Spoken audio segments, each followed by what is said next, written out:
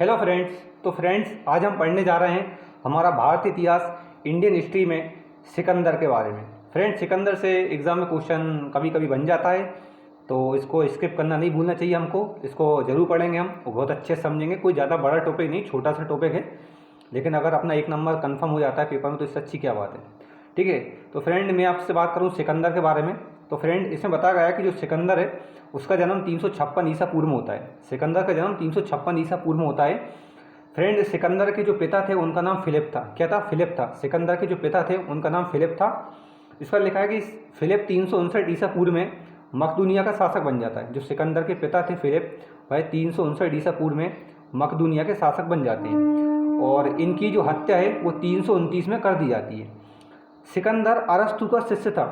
Friend जो सिकंदर था उसके गुरु का नाम अरस्तु था, ये आपको ध्यान रखना है, पेपर में पूछ सकता है।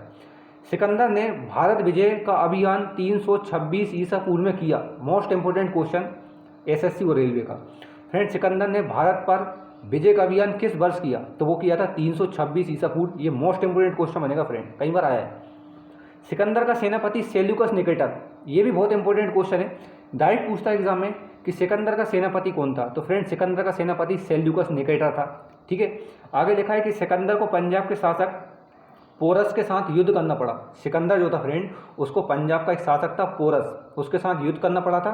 और फ्रेंड जो सिकंदर और पोरस के बीच युद्ध हुआ था उस युद्ध को हाइडे स्पीच का युद्ध कहते हैं। और फ्रेंड हाइडे स्पीच का युद्ध कब होता है? तो 326 ईसा पूर्व में होता है। ठीक है, और फ्रेंड इसी हाइडे स्पीच युद्ध को बीतस्ता का युद्ध कहते हैं। कौन सा युद्ध कहते हैं? बीतस्ता का युद्ध कहते हैं। अब फ्रेंड इसको बीतस्ता का युद्ध क्यों कहते हैं? क्योंकि बीतस्ता का युद्ध इसलिए कहते हैं क्योंकि जो बीतस्ता नाम है वह झेलम नदी का नाम है और ये युद्ध फ्रेंड झेलम नदी के किनारे होता है, इसलिए इसका नाम बीतस्ता रखा गया है। ठीक है, याद रखना है।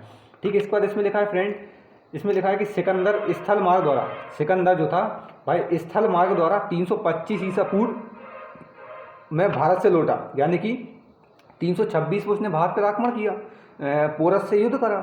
ठीक है, इसके बाद जस्ट एक साल बाद 325 ईसा पूर्व में यह भारत से रवाना हो चुका था, लौट चुका था। इस पर लिखा है कि सिकंदर की मृत्यु, फ्रेंड सिकंदर की मृत्यु 323 ईसा पूर्व में हो चुकी थी। ठीक है, और इसके बाद इसमें लिखा है यानी कि जब इसकी मृत्यु हुई थी तब ये 33 वर्ष की अवस्था का था, 33 ईयर्स का था। सिकंदर का जल सेनापति का नाम निर्याकस था। फ्रेंड ये आपको याद रखना है, ये पूछ सकता है कि सिकंदर का जल सेनापति कौन था। तो फ्रेंड सिकंदर का जल सेनापति कौन था? निर्याकस था। वीडियो पसंद आए प्लीज़ लाइक करना, चैनल सब्सक्राइब करना नहीं भूलना। Thanks for watching.